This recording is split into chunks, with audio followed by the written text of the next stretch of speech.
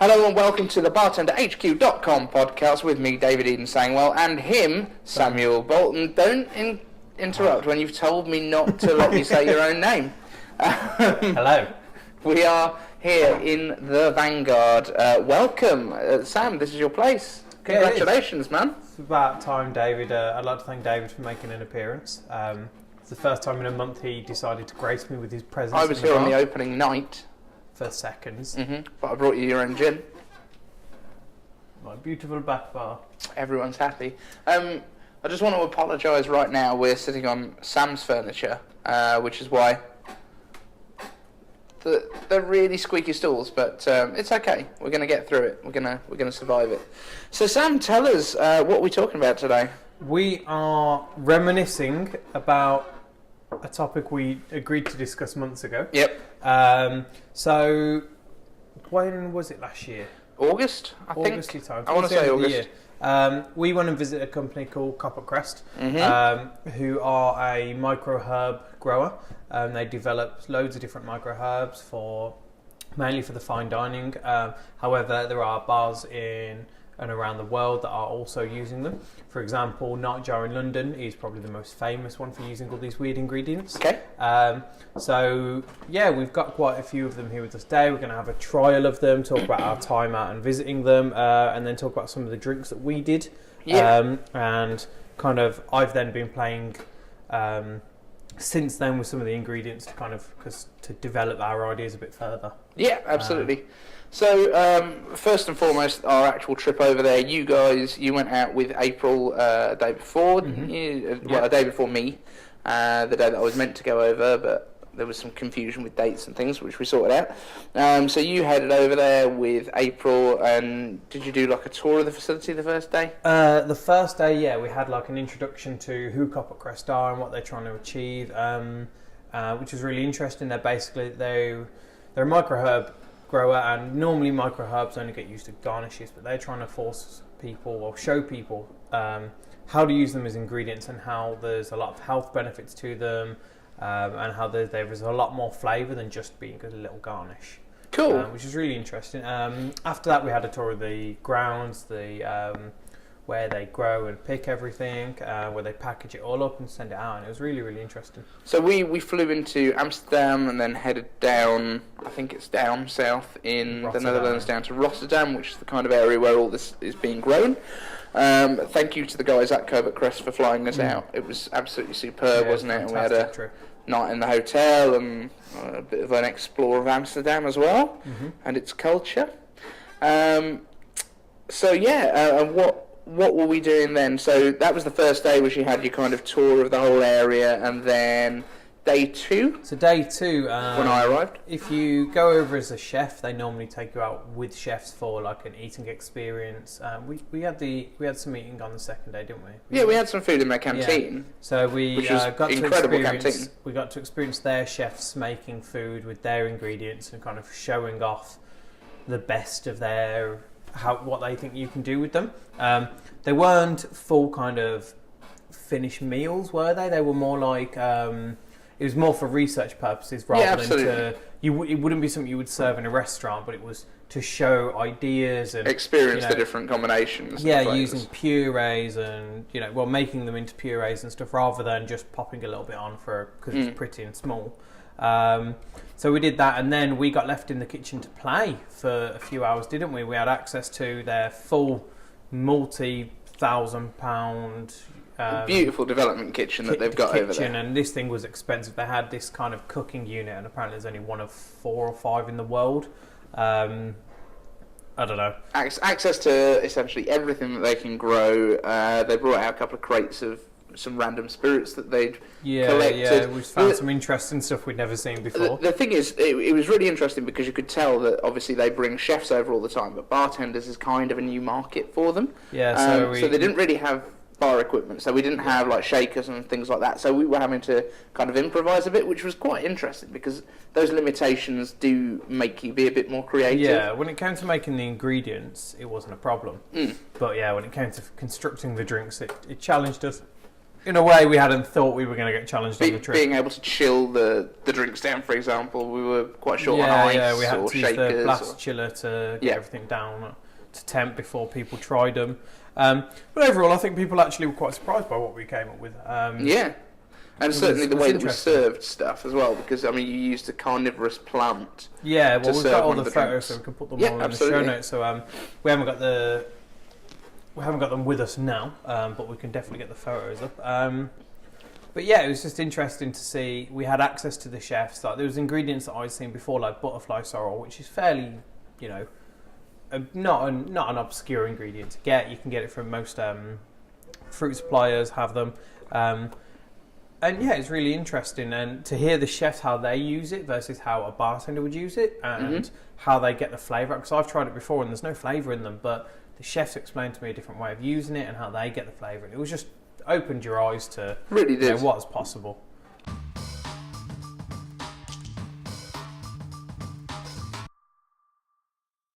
And we're back. Sometimes the phone gets in the way. Sorry about that. That's okay. So. In terms of the interesting ways that the chefs use things, you know, it's a real eye-opener, and the kind of ingredients that are out there that can be used. And I believe Koppert Cress ship all over the world, don't they? Yeah, as far as I know, they've got two or three facilities around the world. One in Japan, one in the Netherlands, and I think they said they had a new one coming, or a few new ones. Anyway, they're doing very, very well. So, yeah, should we try some stuff? Absolutely. So, we have been lucky enough the guys have sent us some samples out to try and to talk to you about. Now, some of these we had on the trip, some of them I can't remember anything about. So, we're just going to try them, give you our opinion, talk about how we think you can use them. So, the first one is called a Dushi Button. Dushis. That is all we know. I don't remember. We have done our research, guys. Don't worry about this. We are experts. These are definitely safe. So, okay. Bottoms up, I guess. So what we got? Try it. So it's nice, yeah? Yeah, it's quite. Oh yeah, sweet. Sweet. Mega sweet. Quite violety. I mean, the flavours for me instantly say aviation. Yep. Because you get that kind of cherry and violet-y feel that you would in aviation. Absolutely. We will put links to all of these items as well into the show notes, so you'll be able to see exactly what we were trying and what order we were trying them in. So make sure you leave that on the bar top so that I can get the right order at the end. So yeah, I mean, I'm going again. That's number 3. Really interesting. I think, yeah. So how would you use this, though, I think is kind of the main thing. Because it's, if you can see, it's a very small bud on a very small stem. I see why in food, if this was on a canapé, how that would, one of them on top of the canapé would really bring out a huge sweetness, especially if you're using a bitter ingredient or something earthy, say like beetroot. I think that would work. In drinks, I suppose you could use it as a garnish or an accompaniment to a drink. But perhaps there's a way of infusing that kind of sweetness out without adding sugar into a drink. That could be quite interesting, or blending it or juicing it. I think when we were there, I juiced something we're going to try in a minute. Cool. And that yielded a really good flavour. But I think if any bartenders are interested in using these kind of ingredients, there's a lot of trial and error. Yeah, absolutely. I know a lot of bartenders that will take a weird ingredient and try the first thing they try, and they like it like that, and it's like, well, try 10 different things, you know, sous vide one, infuse one, blend one, turn one into a syrup. I'll tell you what would really excite me. Someone took some of these and started chucking them into a gin still. Yeah, I bet there's some really interesting flavours that you could pull out. And obviously, gin's exploded in popularity over the past few years, as everyone's probably fully aware. But there's so many other herbs and botanicals that have not even been touched.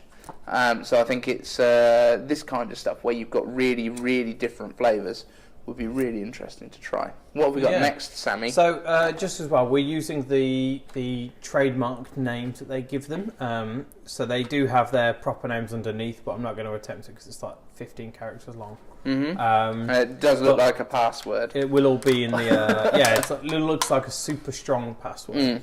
But these are BlinQ Blossom. BlinQ Blossom, which I remember these from the trip. So they essentially have like a crystallized water bubbles, or what was crazy? Yeah, on the outside, which hold a lot of moisture.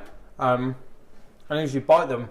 So is this like spherification that's gone on top of it, or something? Essentially, like that? But natural. Right. Okay. Yeah, this isn't modified. These are crazy looking. So, yeah, essentially what you've got is a leaf covered in like watery bubbles, which I think you get like it's quite salty. You get a saltiness. You get kind of like a very sea kind of vibe. It's not like overpoweringly salty though. No, it's not like, say, a mead. No, so sea citra, which we're also at the moment, which we're very much enjoying. So if you were to use this as an ingredient, it's quite interesting. I think it would go nice as an accompaniment, but I think something like a Tom Collins. Yeah, this isn't something that I think you'd probably add into the cocktail. This is definitely more garnish side, because I think the majority of the fun with this is in its texture as you bite into it.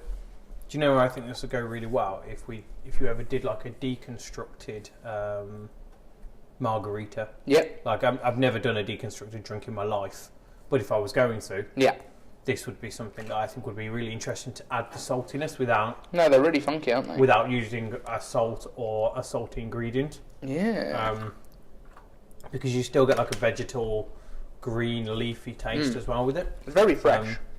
So that's really interesting. I think there's a lot of ways that could be played with as a whole. Like I agree, you probably wouldn't put it as an ingredient in a drink.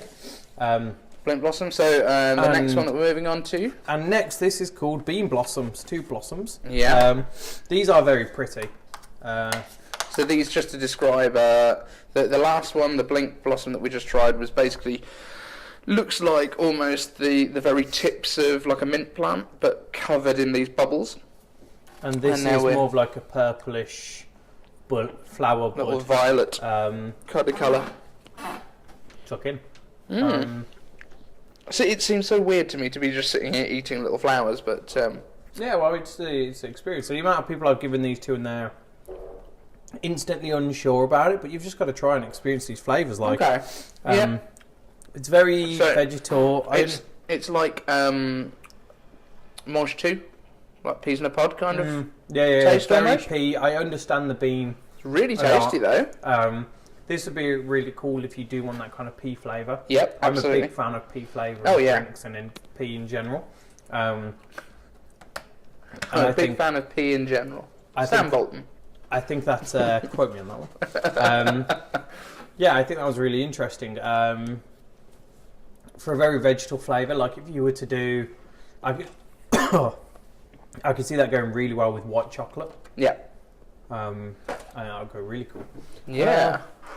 So I see that we're skipping over one here for a moment. Yeah, we'll come back to that one at the end. It's probably best that we do that one last. So we've got a few more here. In fact, let's try the Tahoon Cress. So Tahoon Cress is one of my absolute favourites from these guys. This is the meaty one, isn't it? This is basically, cress that tastes like meat. And I love it. I think it's great. Why, thank you.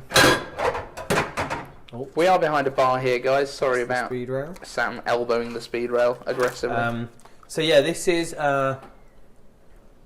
You instantly get that feel of umami, it's meaty... it's like a cooked beef chewy stock. Somebody said they taste like bacon frazzles. Yeah, I'm not quite getting that. Yeah. Disagree, but I see what they mean. It's that meaty kind of... almost synthetic meat flavour. Yeah. I know what they mean by the bacony. It's like meat seasoning almost, isn't it? Yeah. Like a... I just find this stuff astonishing. It's just so interesting. So when we were there, we juiced a like 9 punnets of this. It was not. Which means it would have cost we several thousand. We had a lot of access to stuff that you wouldn't normally use. You wouldn't use that many, but we used tons of these, and made like a really. Because it's only a leaf as well. There's not much moisture in them. Yeah. And then we literally just added that to vodka to create a meaty Tahoon vodka. See, I think if you were to snip a couple of punnets of these off, maybe just dice them up and add them to a vodka. The flavour would come out over time. For a few days. That would be a really interesting way of doing it. It's not something that we've tried. It might be worth having a go with. I think even just sous videing them in vodka would also work. But yeah, actually, just to use. I mean, it also could work in a bitters or something like that. If you're making your own bitters and using the alcohol to extract those flavours, it could be a really interesting. You could actually do like a beef bitters. Now that's something I could get involved with. So we did. What did I do with this one? I made it into vodka. I then made essentially it wasn't a Bloody Mary at all. The original concept was going to be a Bloody Mary, but I thought that was a bit too obvious, and we had no tomatoes. So I went with beetroot instead of tomato, and the more I was playing with the meatiness, this earthiness from them, and the beetroot really worked together. And then we added in some dark chocolate. So we made a dark chocolate. Not a dark chocolate liqueur, but it was kind of similar. And we added that in there, and this is what we served in the carnivorous plant. Because I was thinking carnivores, meat, makes sense, even though they eat bugs, not meat, but close enough. Bugs are made of meat. Yeah. Absolutely. And I was really, really happy with that drink. I thought it was, of all the drinks, it was by far the best one. And the chefs all came running over because they thought it was awesome. Well. I don't think we ever got those pictures back, did we? No, the professional ones that were taken. We didn't. Very sad. Don't know who the company was though, so no, it's not a problem. So Tahoon Cress, absolutely awesome ingredient. If you're ever going to do a Bloody Mary, this will really pimp out what you're doing. Have a play with it. It doesn't have to be limited to. Especially if you're going to do meaty. Especially if you're going to do a Bloody Mary the way that I did it with the muddled tomatoes, rather than with a tomato juice, because I think they get a bit overpowering sometimes. But that tomato water that came out was really cool. Cool. So next, what are we on next? So next ones we have Syra. Yeah, I would say Syra leaves.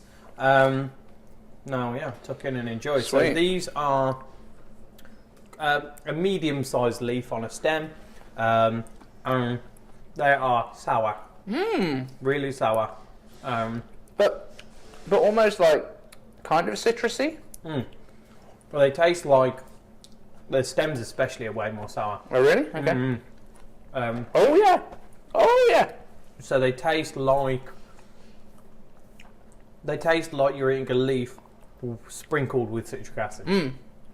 It's really again really, really interesting, and not something that you're going to get everywhere. I could see that working as a garnish for any citrusy drink, just to bring it out. I suppose a bit more in an interesting way, but I could also see it working as an accompaniment to like maybe a dark rum old fashioned. Yeah. Just a tight little pop of citrus. Would absolutely. you eat it? Maybe. But in terms of turning it into an ingredient, I think I would personally stay away from the leaves as an ingredient, unless you're making like a foam. Yeah. Because I don't know if you'll get the flavour to travel. Yeah. Without using loads. Cool. So next, all the best with saying this one. Kikuna leaf. This is Kikuna. Kikuna. So looks a bit like rocket, I guess. Yeah. So it's like multi-edged rocket. Well, this one's really interesting.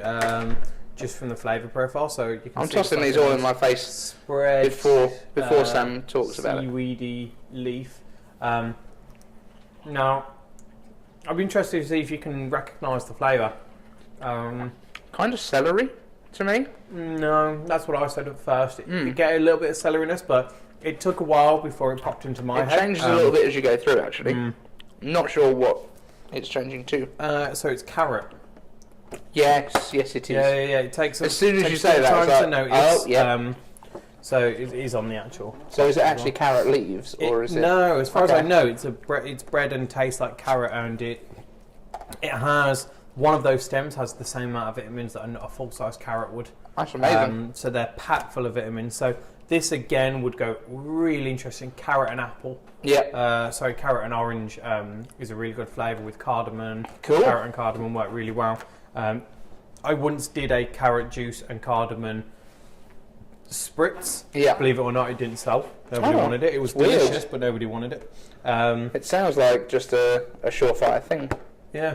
And one of the last ones we're going to try is called a Majii. Yeah, is it just one more we've got after this, Sam? Yeah, one more after this. It's a Majii leaf. So these are probably the most interesting ones because they don't really taste of too much. I'm going to say it kind of reminds me of like either agave or aloe vera kind of leaf. Yeah, they do. They look very much like that, but they're succulent kind of. Yeah, so they're interesting when you try them because they're very watery, they snap in half really easy, but they're a very good absorbent. So if you were to take a syringe of liquid... this is the one you said you can fill with something else. And inject the liquid into it, it will actually absorb the liquid and take on that flavour. So for instance, Campari and Negroni would do great. Fernet Branca. I think it's going to need to be a strong flavour. Strong because you won't be able to fit much liquid in there. Something distinctive. But at the minute it's kind of cucumbery. It's kind of very watery. Yeah. Very light flavour, vegetal, but... so this is something I'm going to be playing with the rest of these this week. I'll stop eating them all. And injecting them with interesting things, just to see what comes out. I think that would definitely, food-wise, has a huge potential for edible cocktail kind of thing. Cocktail canapes? Cocktail canapes would be great. Literally one of those leaves injected with Negroni would be fantastic. But then, or you could do 3, 1 gin, 1 vermouth, like a flight. 1 Campari, and do a Negroni. Again, we're talking high-end experiences, not general bar usage for that. If you were to use it in general bar usage, perhaps you did like a low coconut pina colada and inject it with Kalani, seeing as it's right there. For example. Coconut rum, that would be awesome. Coconut rums are available. Whichever one you have in your bar. This one is really good. But this one is great. So that's really interesting. I think there's a lot of potential for bars for them to really elevate the experience. Cool. We are going to move on to our last taste now. But before we do this, because of its effect, Sam, where can people find you online?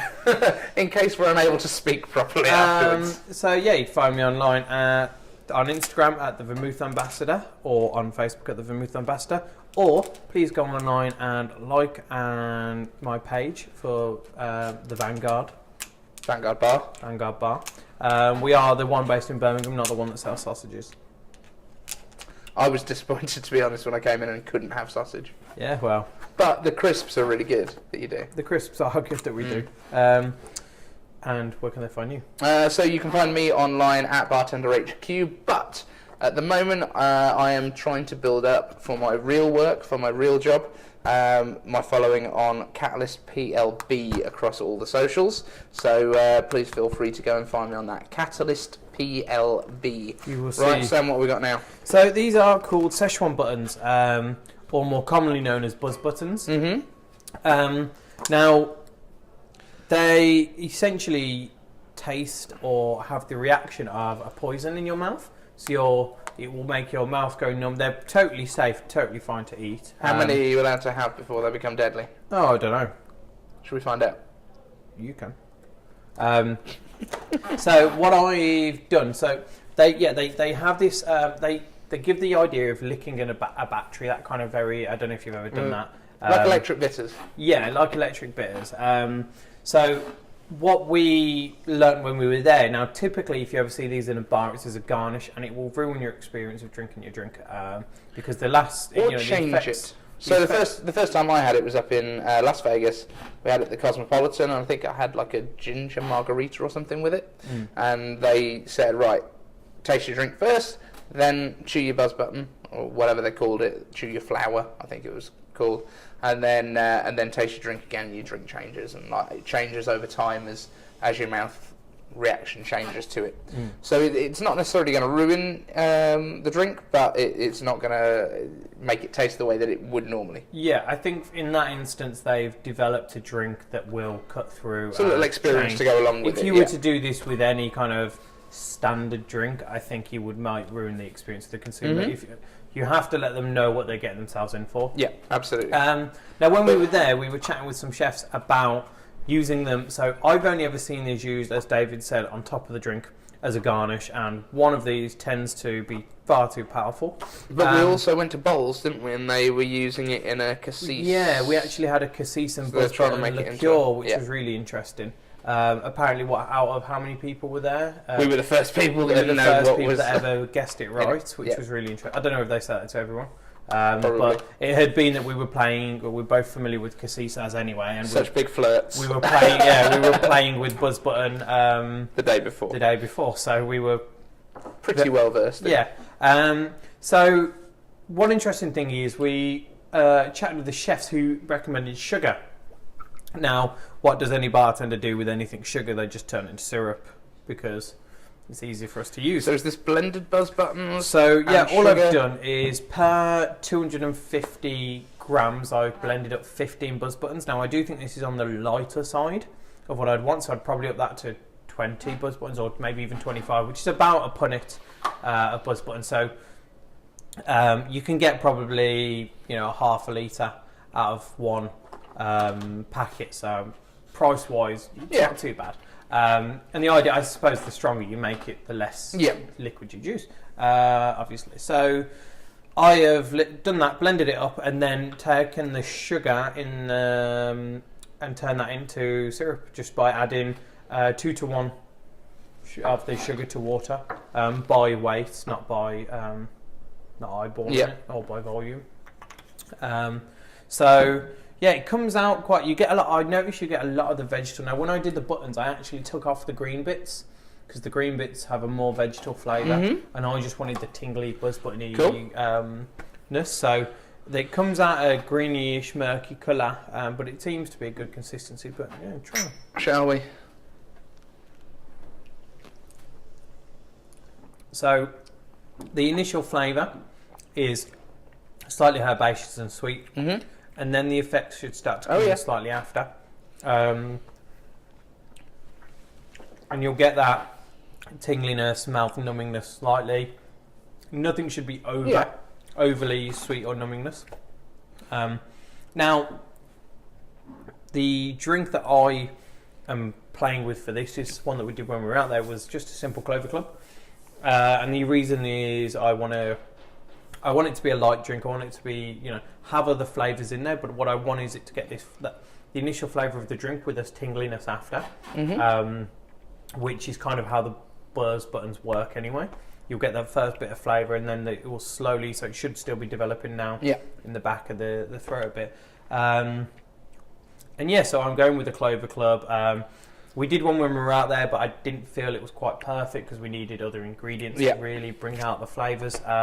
So should we put that recipe into the show notes as well? Yeah, so we've got the recipe that we used then, but I'll also put in the recipe that I'm developing this week for it. So the recipe that I'm going to be using instead is we were using Geneva there, but we're going to use a gin and some rhubarb and stuff. So yeah. Fabulous. Perfect. Right, guys, that's it for this week's show. We've already told you where to find us, so we will catch you on the next show. I'm not going to say next week because who knows? It's never every week. Thank you. See you later, guys.